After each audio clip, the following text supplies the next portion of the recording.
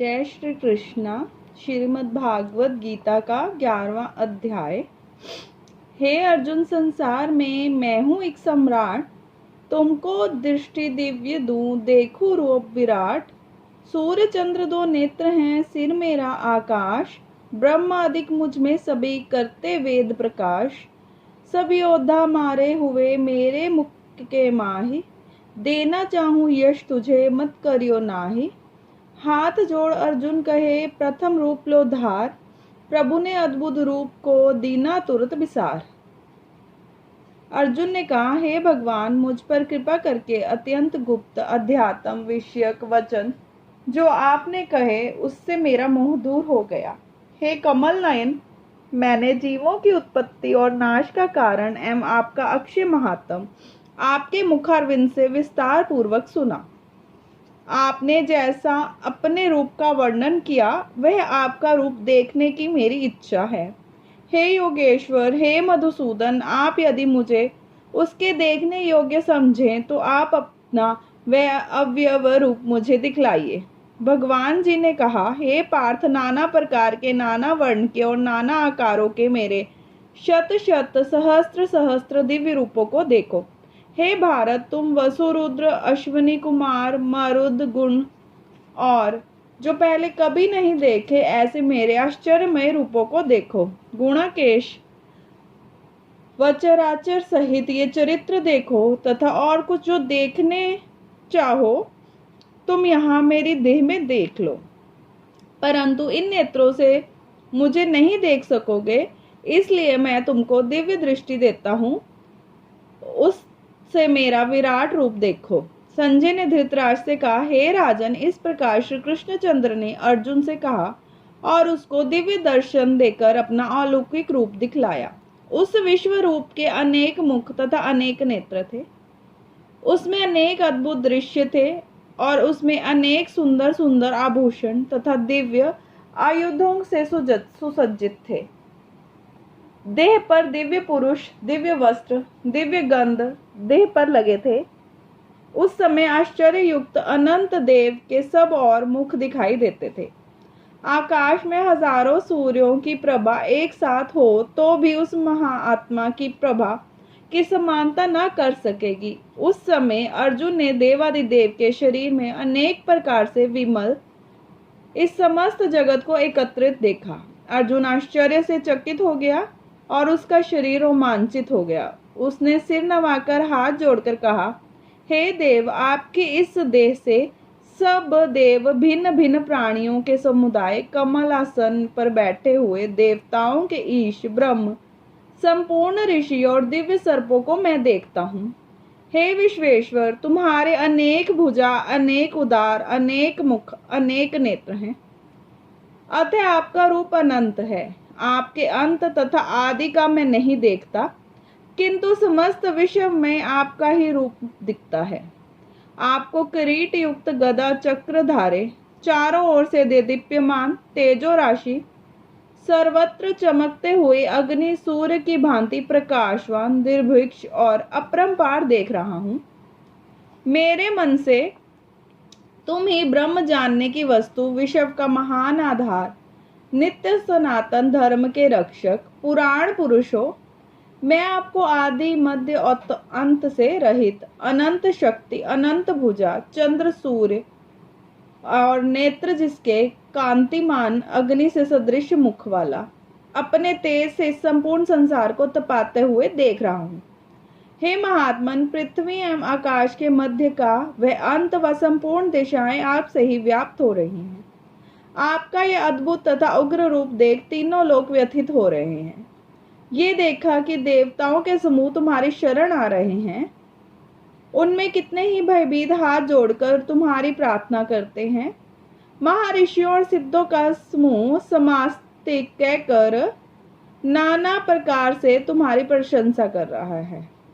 रुद्र, आदित्य, वसु, साध्य, विश्वदेव, अश्विनी, मारुत, पिता, गंधर्व, यक्ष, असुर, सिद्ध संग विस्मित होकर आपकी ओर टकटकी लगाकर देख रहे हैं। हे महाभाव, अनेक नेत्र, अनेक बाहु, अनेक जांग, अनेक पैर, अनेक पेट कराल दंत युक्त तुम्हारा यह विशाल रूप देखकर सब अत्यंत भयभीत हो रहे हैं और मैं भी घबरा रहा हूँ। आकाश तक पहुंचते हुए आपके प्रकाश के अनेक वर्ष से फैलाए हुए अग्नि उगलने वाले मुख, विशाल नेत्र युक्त आपको देखकर हे विष्णु मेरा जी घबरा रहा है।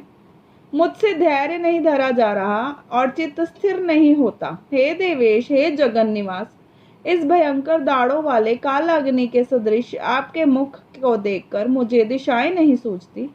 मैं शांति नहीं पाता, मुझ पर दया करो।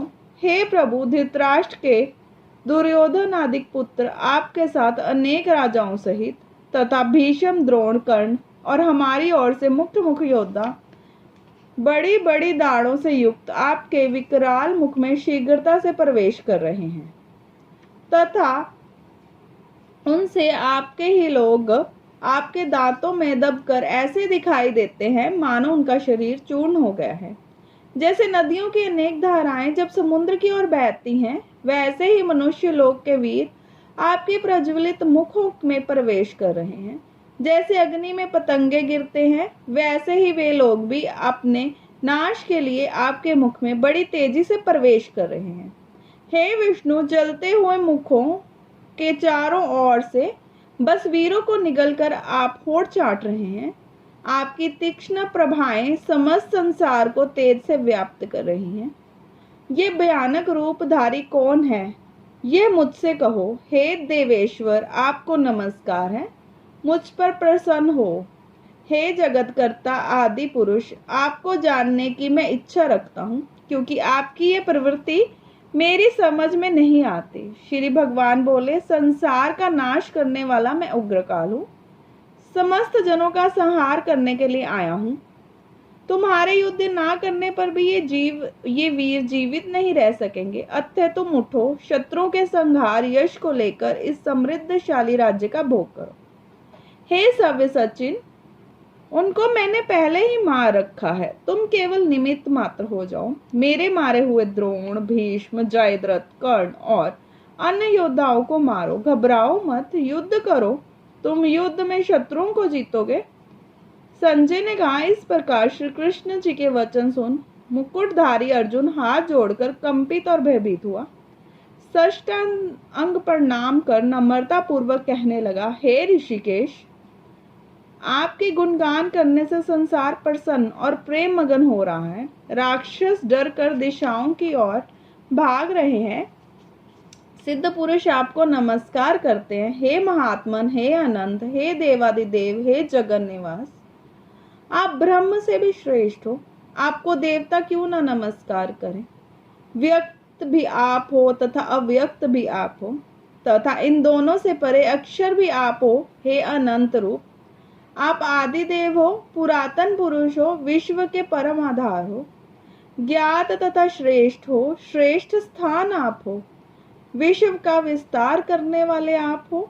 आपकी महिमा को ना जानकर मैंने आपको अपना मित्र मानकर हे कृष्ण, हे सखे, ऐसा जो तिरस्कार से कहा, सो प्रमोद से तथा स्नेह से हे अच्युत्य अप्रमेय रूप आपसे इन बातों की मैं क्षमा मांगता हूँ, जो कि मैंने परिहर्ष से विहार, सोते बैठते और भोजन समय अकेले अथवा मित्रों के मध्य में आपका अपमान किया हो।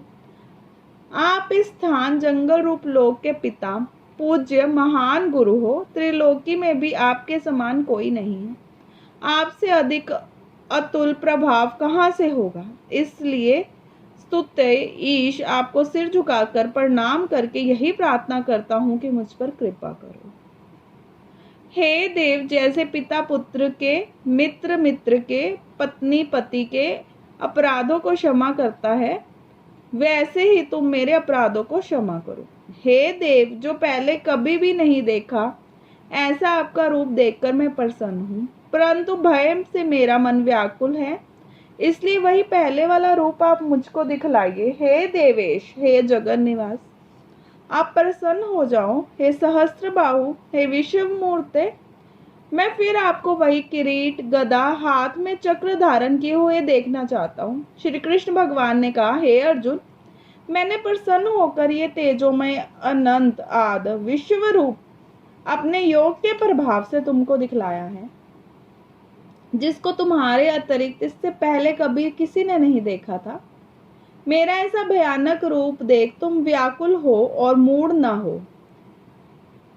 भय त्याग प्रसन्नचित होकर फिर तुम मेरे वही रूप को देखो। संजय ने कहा। इतना कहकर श्री कृष्ण फिर चतुर्भुज और सौम्य रूप धारण कर लिया।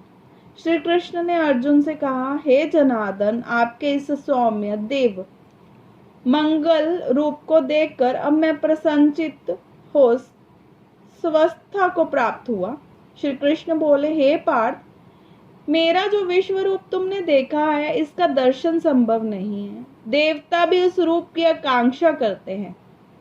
हे अर्जुन, जैसे मेरा रूप तुमने देखा है ऐसे रूप को वेदाध्ययन, तप, दान, यज्ञ आदि कर्म द्वारा देखना भी असंभव है। जो मनुष्य मेरी ही भक्ति के लिए कर्म करते हैं, मुझको ही सर्वोत्तम मानते हैं, मुझ में ही भक्ति रखते हैं, सब सांसारिक सुखों से मुड़ चुके हैं, संपूर्ण प्राणी मात्र से वैराग्य त्याग चुके हैं, वे ही मुझको प्राप्त कर सकते हैं। 11वें अध्याय का महात्म्य। श्री भगवान जी बोले, हे लक्ष्मी, अब 11वें अध्याय का महात्म्य सुनो। एक तुंगभद्र नाम का नगर था, जिसके राजा का नाम सुखानंद था। वह श्री लक्ष्मी नारायण की बहुत सेवा करता था।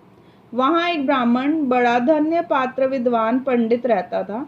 उस ब्राह्मण का नियम था कि नित्य श्री गीता जी के 11वें अध्याय का पाठ करता था, और राजा भी नित्य श्री लक्ष्मी नारायण जी की सेवा करता था और पाठ भी नित्य श्रवण करता था। ऐसी ही सेवा करते करते बहुत काल व्यतीत हो गया। एक दिन राजा घर को गया। उस दिन बहुत से अतीत देवशांतर फिरते फिरते उस नगर को आए। अतीतों ने राजा से जगह मांगी। राजा ने बड़ी हवेली खुलवा दी जहां अतीत उतरे। राजा ने सीधा दिया रसोई कर अतीत बड़े प्रसन्न हुए और अमृत तुल्य वचन बोले। राजा उनके दर्शन को गया। राजा का बेटा भी साथ था और कोई भृत्य भी साथ थे। राजा उस हवेली में आया तो जो महंत था उसके साथ राजा बातचीत करने लगा और राजा का पुत्र खेलने लगा। वहां एक प्रेत रहता था। उस प्रेत ने राजा के पुत्र को मारा। चाकरों ने राजा को खबर करी। राजा यद्यपि सेवा करता व कथा श्रवण करता था, परंतु पुत्र के मोहवश राजा ने मन में दुर्बुद्धि आ गई। राजा बोला, हे संत जी, आपका दर्शन हमको बहुत फला है। एक पुत्र था, वह भी प्रेत ने मार दिया। तब संत बोले, हे राजन, चलो देखो कहाँ है तेरा पुत्र। राजा, ब्राह्मण, महंत सभी वहां आए जहां राजकुमार मरा पड़ा था। तब ब्राह्मण ने कहा, अरे प्रेत, तू इस लड़के पर कृपा दृष्टि कर जिससे ये लड़का जी उठे, और मैं तुझे श्री गीता जी के 11वें अध्याय का पाठ सुनाता हूँ, तो उसे श्रवण कर, इससे तेरा कल्याण होगा। अब तो पिछले जन्म की बात क्या। तब प्रेत बोला, मैं पूर्व जन्म में ब्राह्मण था और इस ग्राम के बाहर हल जोतता था। तब एक दुर्बल विप्र आया, सो उस खेत में गिर पड़ा। उसके शरीर से रुधिर निकला। तब एक चील ने उसका मांस नोच खाया। मैं बैठा देखता था। मेरे मन में दया ना आई जो उस विप्र को चील से छुड़वा दूं। इतने में एक विप्र आया। उसने मुझे देखा और मुझसे कहा, अरे हल जोतने वाले विप्र, तेरा काम चंडाल जैसा है। अरे निर्दयी, तेरे खेत के पास विप्र का मांस चील तोड़ खाती है और तू आंखों से अंधा है जो उसे छुड़वाता नहीं। अतः तू मेरे श्राप से प्रेत योनि पावेगा। तब मैंने उसके चरण पकड़कर कहा, मेरा उद्धार कैसे होगा। तब उस विप्र ने कहा, जब तुमको कोई गीता के 11वें अध्याय का पाठ सुनावेगा तब तेरा उद्धार होगा। प्रेत अपनी कथा कह चुका। तब विप्र ने राजा से पूछा। राजा ने कहा, इसका उद्धार करिए और मेरे बेटे को जीवित करिए। तब विप्र ने गीता जी के 11वें अध्याय का पाठ करके प्रेत पर जल छिड़का, जिससे प्रेत की अधम देह छूटकर देव देह पाई और राजा का पुत्र भी सजीव हो प्रेत देही से श्याम सुंदर चतुर्भुज रूप हो गया। स्वर्ग से विमान आया, उसमें बैठकर वह प्रेत स्वर्ग को गया। राजा का पुत्र भी गीता के 11वें अध्याय का पाठ सुनने से श्री नारायण जी का भक्त हुआ। तब उस ब्राह्मण ने राजा से भी गीता के 11वें अध्याय का पाठ श्रवण किया। इस प्रकार वह राजा परम गति का अधिकारी हुआ। जय श्री कृष्ण।